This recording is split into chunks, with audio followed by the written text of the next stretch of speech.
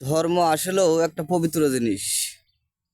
আর এই পবিত্রতা রক্ষা করতে হলে আমার, আপনার এবং সকলকেই পবিত্রতা অর্জন করতে হবে।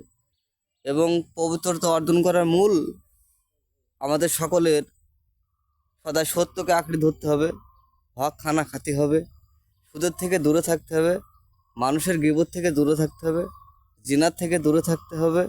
তাহলে না আল্লাহ এবং আল্লাহ রাসূলের সুন্দর পথ প্রদর্শনকারী আমি, আপনি এবং সকলেই হতে পারবো।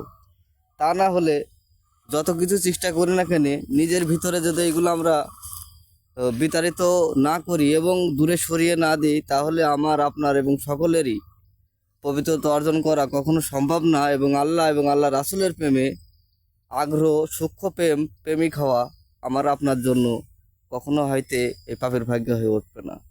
আর যখন আমরা ওইগুলাকে নিশ্চিতভাবে দূরে সরিয়ে দেব এবং নিঃস্বার্থবিহীন এবং নিঃস্বার্থবিহীন আল্লাহ এবং আল্লাহ রাসূলের প্রেমে মশগুল হয়ে যখন আল্লাহর ধ্যান সাধনে মশগুল থাকবো, তখন অবশ্যই আমরা সদাই সত্য সব কিছু অর্জন করতে পারবো।